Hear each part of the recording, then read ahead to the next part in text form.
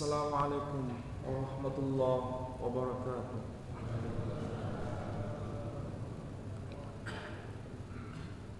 Alhamdulillahi rabbil alamin. Alhamdulillahilladzi arsala rasulahu bil huda wa dinil haqq liyudhhirahu 'ala ad-din kullih wa kafaa billahi shahida. Ashhadu an la ilaha illallah wahdahu la syarika lah wa ashhadu anna Muhammadan abduhu wa rasuluh la nabiyya ba'dah.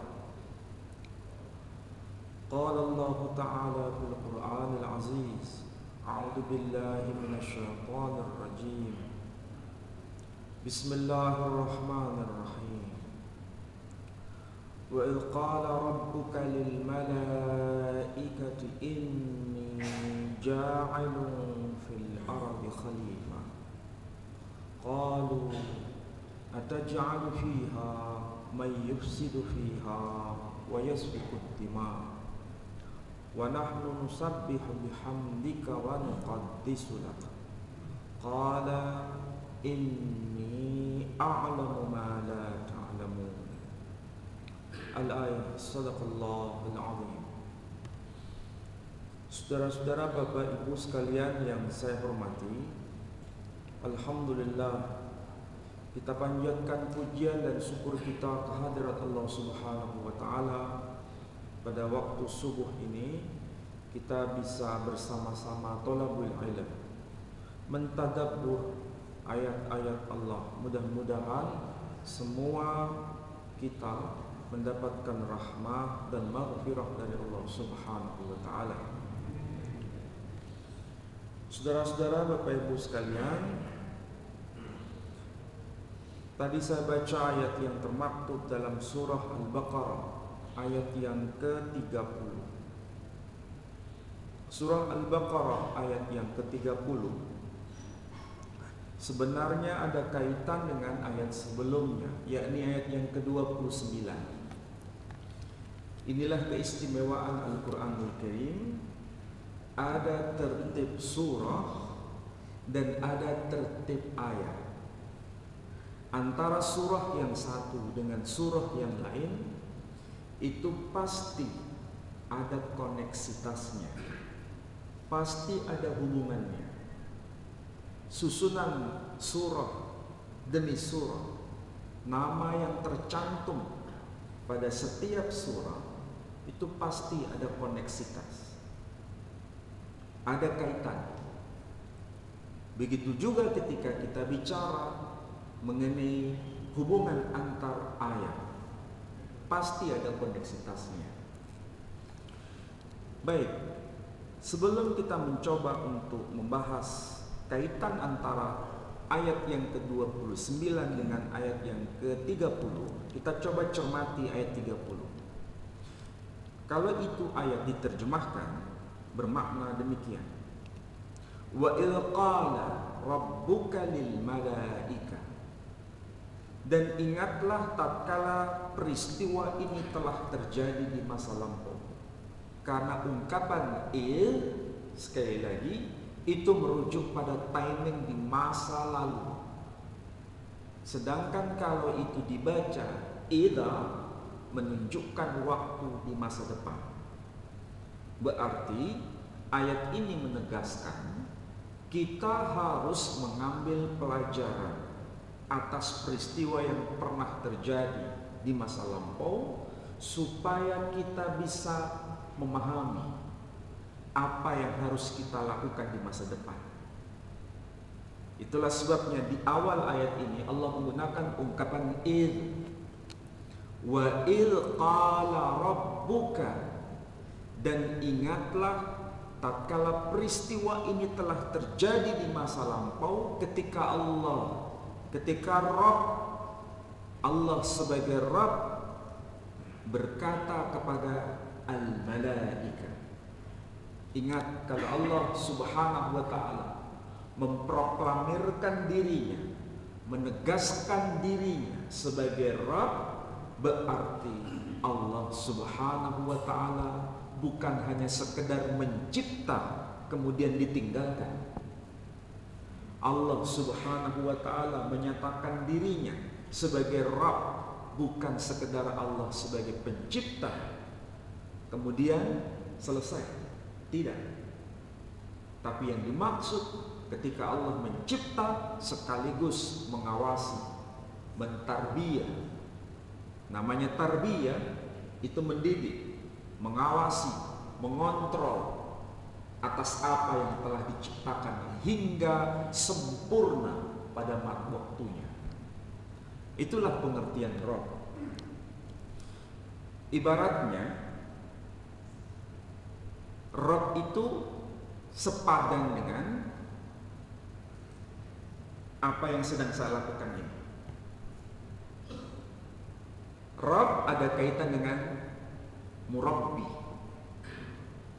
Kalau murabbi bukan sekedar memberikan pelajaran, tapi sekaligus membersamainya, bergaul dengannya, selalu mengawasi dan selalu mengevaluasi sampai pada tingkat tertentu itu sukses atau tidak.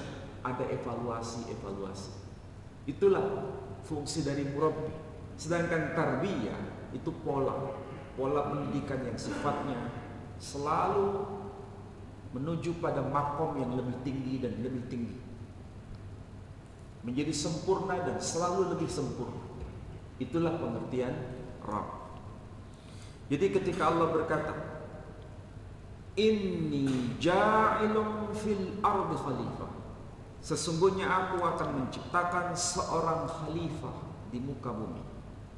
Dialog ini melibatkan sang Khalik dengan sang makhluk yang amat istimewa pada masanya, yakni al-malaikah.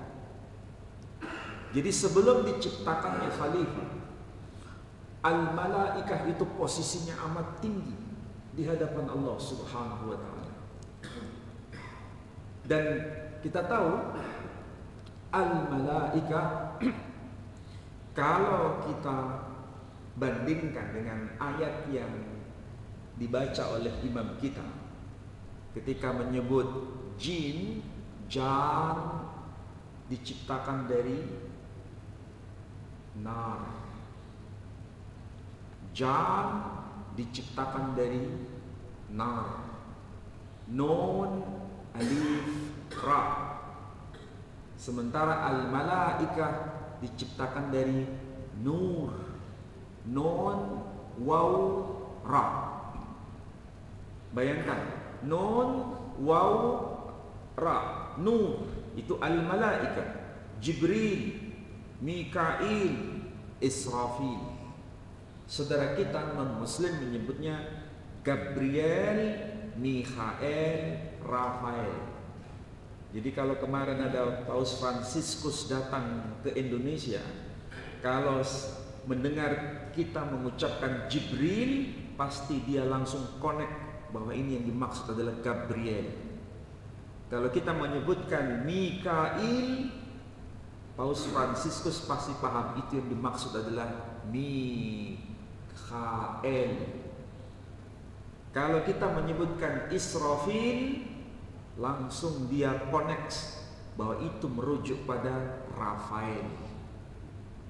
Itulah bahasa. Dari bahasa kita tahu identitasnya. Pribadinya satu, tapi disebut dengan istilah yang beragam, tetapi ada kaitan. Tidak usah jauh-jauh. Seingat saya pernah kasih contoh di sini. Orang Jawa menyebut pintu itu lawang. Orang Madura menyebutnya labeng. Orang Jawa menyebutnya bawang. Orang Madura menyebutnya bebeng. Orang Jawa menyebutnya waktune. Orang Madura menyebutnya bektona. Orang Jawa menyebutnya wolu. Orang Madura menyebutnya beluk. itu membuktikan antara huruf W dengan huruf B itu satu wilayah artikulasi. W, B berarti huruf bibir, maksudnya huruf bilabial. Itu kalau kita belajar linguistik, belajar bahasa, baru kita paham di situ. Kemudian kalau Allah Subhanahu wa taala berbicara, berkomunikasi dengan al-malaikah, berarti ini makom mereka, kedudukan mereka itu sangat mulia, sangat tinggi kedudukannya, dan posisinya sangat tinggi di hadapan Allah Subhanahu wa taala sebagaimana nama yang disandangnya. Ingat, nama yang disandangnya adalah Jibril. Coba lihat di belakangnya, Il, Mikail, perhatikan itu belakangnya, Il, Israfil, belakangnya juga Il. Il itu adalah ilah, gelar yang disematkan pada Allah Subhanahu wa taala. Il, potongan dari ilah. Berarti ini bukan nama yang remeh-temeh, ini nama yang agung, sebagaimana posisinya juga agung. Dan ayat seperti ini bukan hanya tercantum di dalam surah Al-Baqarah, tapi juga tercantum di dalam surah yang ke-7. Apa itu surah yang ke-7? Surah Al-A'raf. Surah Al-A'raf. Apa makna surah Al-A'raf? Artinya tempat yang amat tinggi. Berarti bukan hanya makhluknya memiliki makom yang tinggi, bukan hanya namanya yang menunjukkan kemuliaannya, tetapi peristiwa ini juga terjadi di tempat yang amat tinggi, amat mulia. Itulah sebabnya Al-Quran itu dahsyat kalau kita paham. Nah, ketika Allah berkata, Inni ja'ilun fil ardi khalifah, sesungguhnya aku akan menciptakan seorang khalifah di muka bumi, ini bukan sekedar adanya makhluk yang ditempatkan di bumi, tapi sekaligus ini proklamasi, penegasan dari Allah Subhanahu wa taala. Allah menyerahkan sebagian kekuasaannya kepada sang hamba yang nanti disapa sebagai Al-Khalifah. Kekuasaan Allah yang sebagian itu yang diserahkan kepada sang khalifah hanya meliputi bumi saja. Sedangkan kekuasaan Allah Subhanahu wa taala di ayat 29 itu meliputi seluruh jagat semesta. Saya ulangi lagi. Kalau Allah Subhanahu wa taala pemilik jagat semesta dan memeliharanya seluruh jagat semesta ini, maka pada ayat yang ke-30 Allah menyerahkan sebagian kekuasaannya kepada sang hamba yang disapa sebagai khalifahnya hanya di bumi. Lihat itu ayat yang ke-29.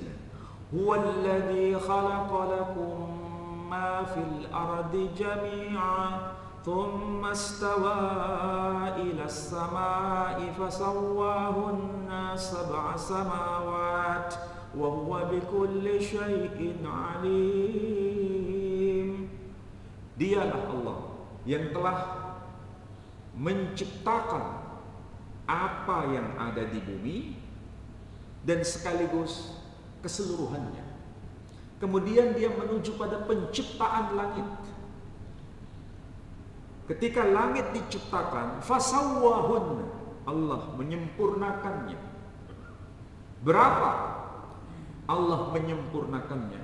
Sab'a samawat, 7 lapis langit. Wa huwa bikulli syai'in alim, dan atas segala sesuatu Allah itu maha mengetahui. Perhatikan di ayat ini, Allah menutup dengan kata kunci, wa huwa bikulli syai'in alim. Allah sangat maha mengetahui. Di ayat yang ke-30 Allah juga menegaskan Allah mau menciptakan sang khalifah di muka bumi. Tapi apa yang dikatakan oleh malaikat, para malaikat?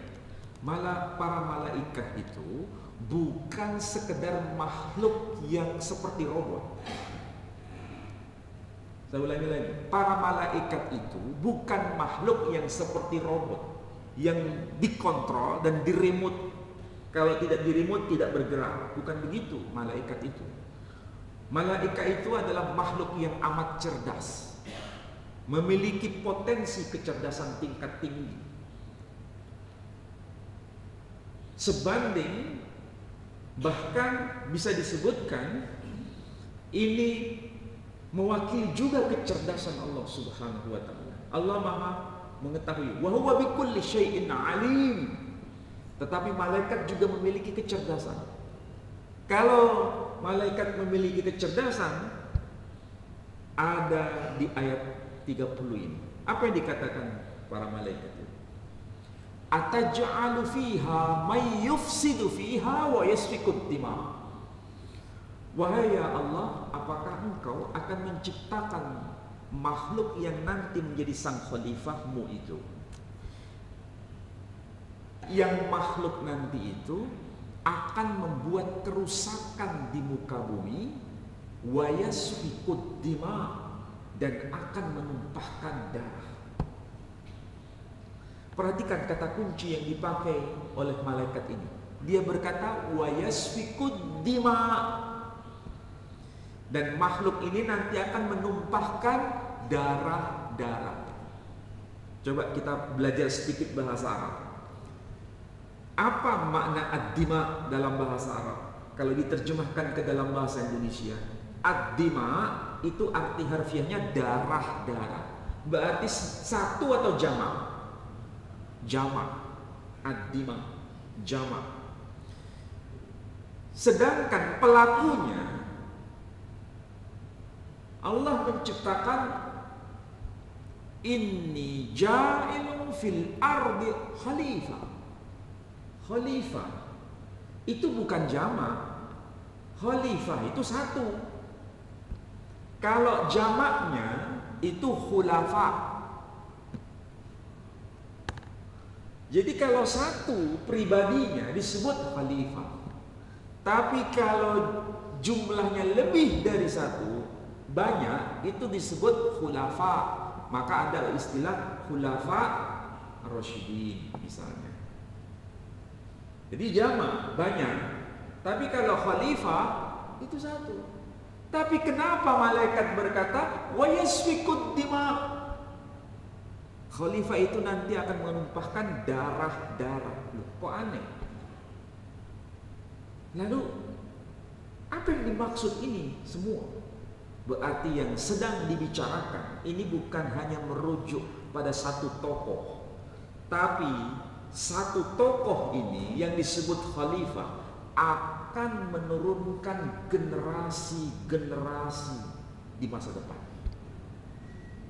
Itulah sebabnya digunakan ungkapan ad-dima.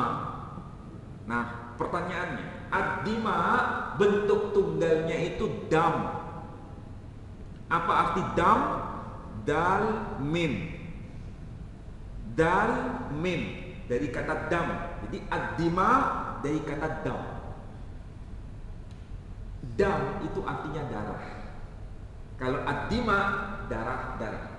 Sedangkan kita tahu nanti makhluk yang disebut disapa dengan khalifah namanya siapa? Wa 'allama Adamal asma'a kullaha. Adam.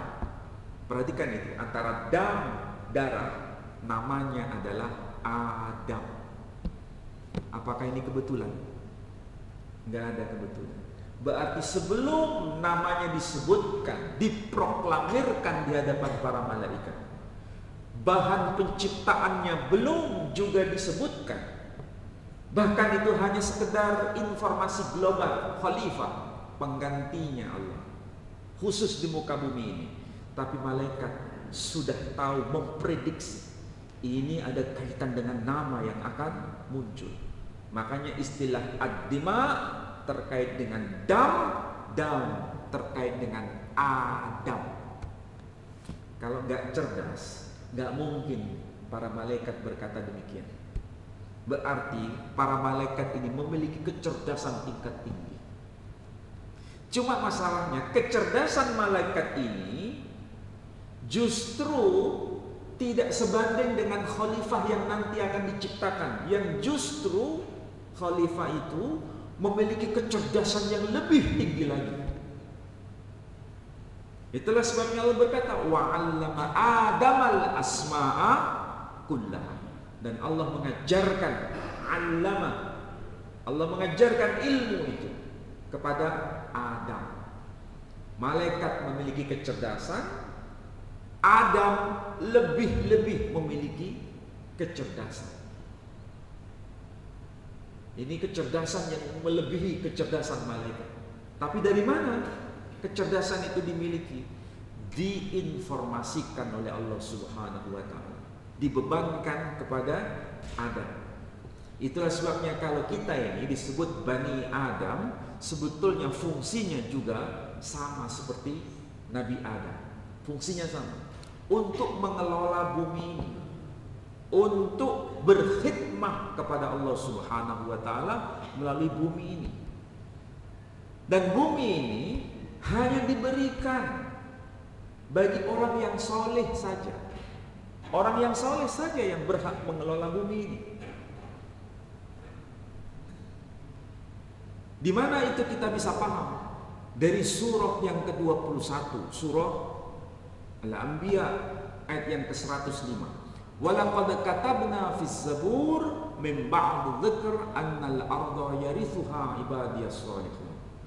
Dan sungguh telah tertulis di dalam kitab Zabur sebagaimana telah termaktub di Lauhul Mahfuz bahwa bumi ini hanya diwarisi oleh orang-orang yang saleh. Kita harus memahami ya, istilah saleh itu jangan dipahami sempit. Saleh itu bukan hanya merujuk pada pakaian yang sedang dipakai di depan ini. Faham maksud saya? Saleh bukan diukur dari ini. Saleh juga bukan diukur sekedar mereka yang selalu di dalam masjid.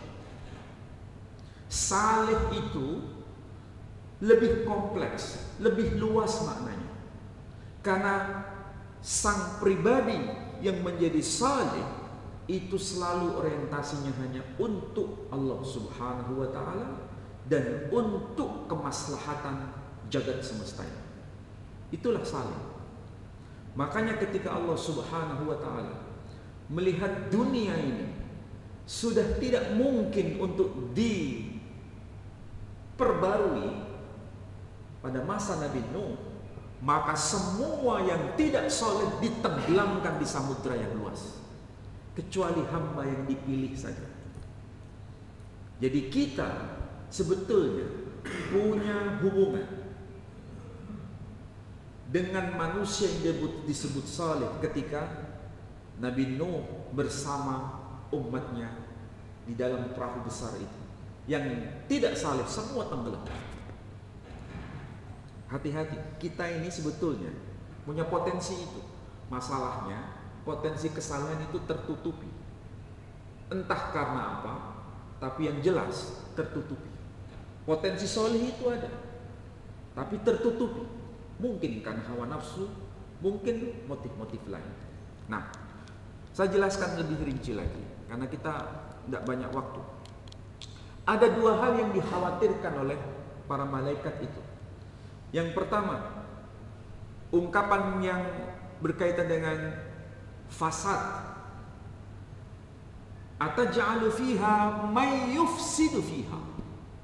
Apakah engkau akan menciptakan makhluk yang akan membuat fasad di muka bumi?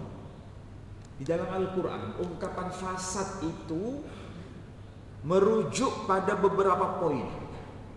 Ketika Allah bicara mengenai fasad di masa Nabi Shu'aib, fasad itu dilekatkan pada sesuatu yang mengurangi timbangan. Itu juga perbuatan fasad. Tahu maksudnya? Umatnya Nabi Shu'aib itu melakukan penipuan, manipulasi dalam bidang ekonomi. Mengurangi timbangan, jangan istilah mengurangi timbangan yang dibayangkan itu hanya terjadi di pasar tradisional itu saja. Mengurangi timbangan itu termasuk dalam konteks yang lain. Konteks besarnya adalah persoalan ekonomi. Siapapun yang melakukan kecurangan, manipulasi dalam persoalan bisnis atau ekonomi, itulah fasad.